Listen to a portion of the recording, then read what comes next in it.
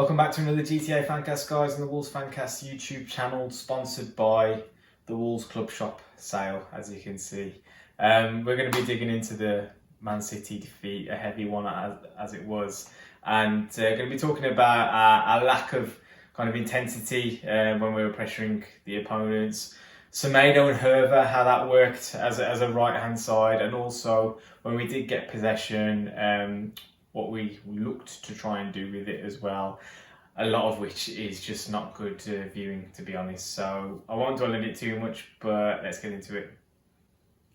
So to start with, I just wanted to talk through the kind of general shape of the game, and the pattern was set very early on, especially in the first half, with Wolves very happy to camp themselves within our own defensive third, and Man City set up in this kind of, protective state, actually, to be honest, and they did a very good job of stopping us from getting out. Now, our obvious outballs were Neto and Traore carrying the ball up the pitch, but what they did quite well was Kyle Walker wasn't really a factor in the attacking part of the pitch, as he would normally be, perhaps, with this kind of tucked-in centre-half position. They always played with the back three when they had the ball. Joao Cancelo had licence to go and push on as a full-on winger.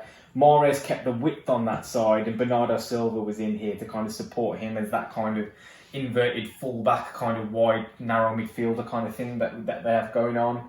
And then you've got the likes of Jesus, Sterling, De Bruyne, all ahead of the ball, all able to kind of just go and pick up whatever position they wanted to. And a lot of the time, it was right up against our back five. And as a result, what ended up happening is, because there wasn't really that much of a threat from ourselves going forward, City were just kind of picking whatever kind of passes they wanted to. It's okay if you want to sit deep and you want to, set yourselves up in the game like that. But what we didn't do enough of was pressure on the ball. And you see straight away in the build-up to the first goal that when Rodri picks up that ball in here, and there's still kind of proving this point here, he's able to just turn out and play the ball over the top. Knowing that it's not a high-risk ball in the sense that if he loses it, anything dangerous is going to come of it, because we're not looking to really get out properly, because we didn't have we had a fear and trepidation in possession that just told them that they were onto us, and they were really good at pressing us, to be fair, but we really had no confidence whatsoever in possession. So they can play these kind of high risk balls, just knock them over the top, see what happens for a start. It's a quality pass as well, but there's no pressure whatsoever on him in the middle of the pitch to actually stop him from making that forward pass.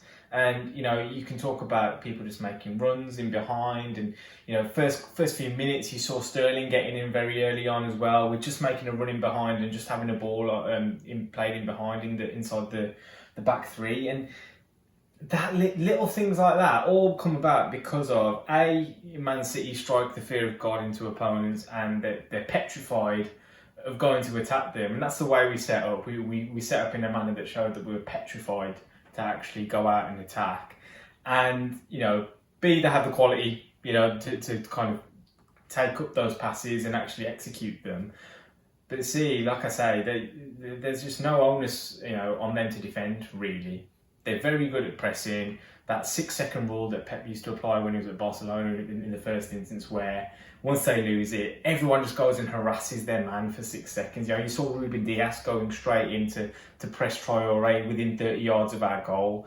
That's the rule there. And we really suffered as a result. And every time we looked to get out, they managed to get the ball back off us. Allied to the fact that we were sat far too deep to really make anything of it as well.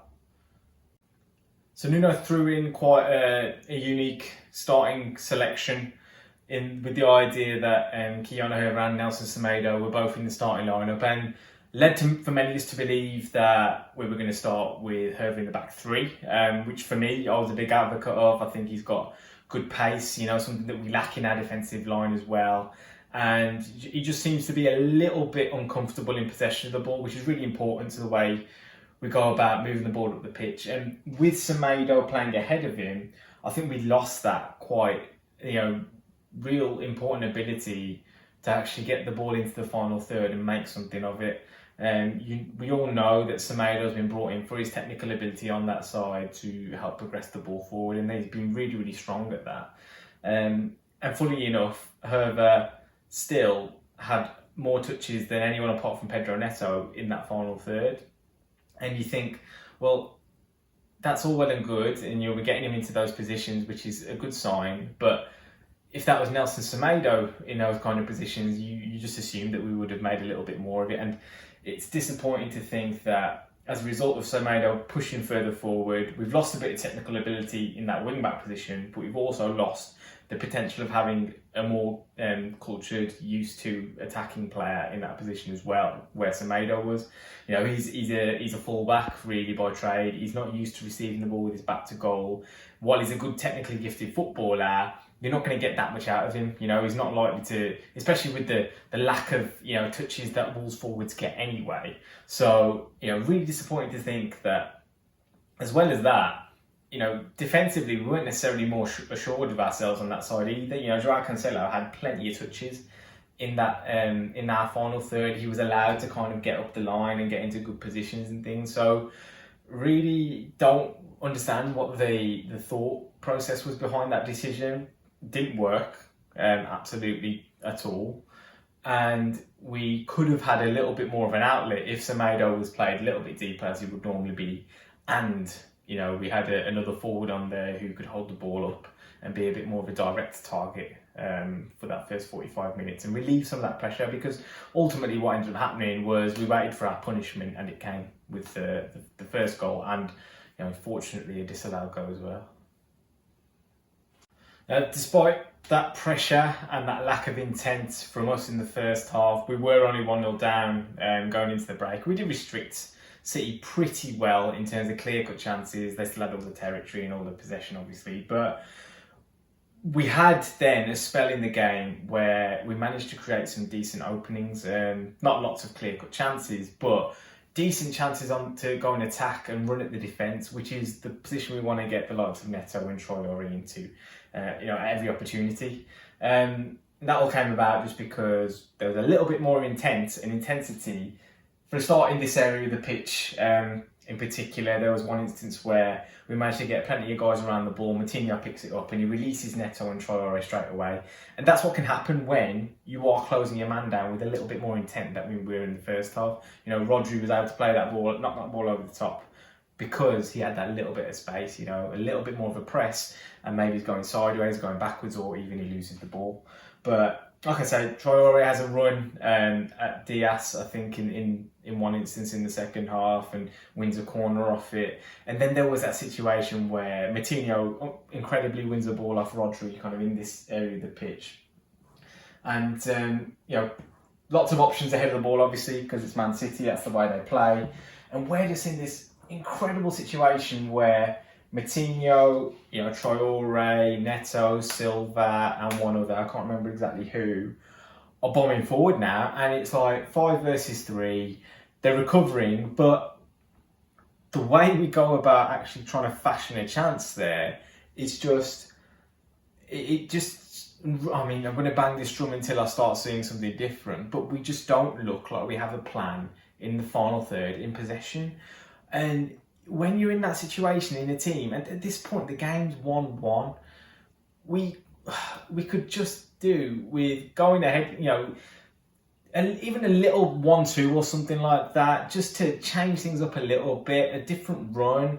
You know, is there an option for someone? You know, Pedro Neto gives himself as much space as possible to go out and take the ball from Moutinho, but we all know what he's going to do. You know, naturally, the defence can tuck in a bit narrow because he's going to move in onto his left foot. Can he go and take a shot on his right foot? You know, Kevin De Bruyne had an opportunity in the first half, in the second half, sorry, where he pulled a really good save out of Patricio.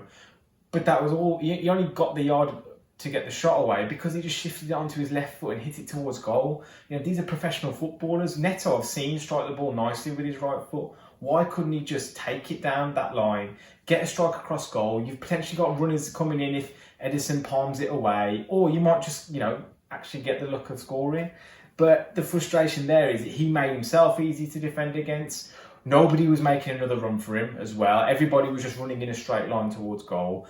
And for a group of players who are as experienced as that, as talented as that, who often show a lot of sharp thought and sharp minds when they're playing football, it's amazing that they found themselves in such a favourable position and didn't do something more with it. And it just goes to show to me that we are very automated in what we do, especially defensively. And it almost looked as if you know, they had the chance, they would have probably looked over to the touchline and said, well, Gaffer, what do you want us to do now? Because everything is very automatic, you know, all the patterns, you know, when it comes to winning the ball, closing people down, generally speaking with Nuno, you can be assured that the defensive side of the game is pretty well taken care of. They're not necessarily carrying out to the diligence that they would have done previously, but the plans are always there. Now, why can't that be the case in the final third? Why can't it be the fact that, you know, Matinho makes a run outside of Neto, you know, plays a little 1-2 with him, drags a defender around. Sometimes you've got to make a run for someone without receiving the ball. There was a run that Sterling was making, whose movement is incredible, by the way, where he'd make a run in between Dendoncker and Hoever. Hoever would tuck himself in naturally because he doesn't want to isolate Dendoncker against Sterling if he receives the ball.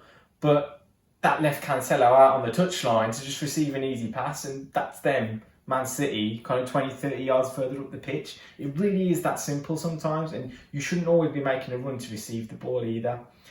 Just a hell of a lot of work to do in that final third, and it's just really disappointing to see that, you know, for all the hours and time they spend on the coaching pitch, that's not, it just looks like it's something that's not taken care of at all. And you know, I've talked about it in many videos previously that when we've played 4-2-3-1 as an example, the plan is always kind of get it wide, Traore on the right, Neto on the left, get crosses in. It's quite rudimentary. There's nothing complicated about it whatsoever. We're not building any kind of sophistication into our game at all. The only sophistication we've had is we switched Neto and Traore over now, and they're playing a little bit more tucked in. But you wouldn't still suggest that there is any kind of worked on pattern that they're actually trying to make, you know, chances with.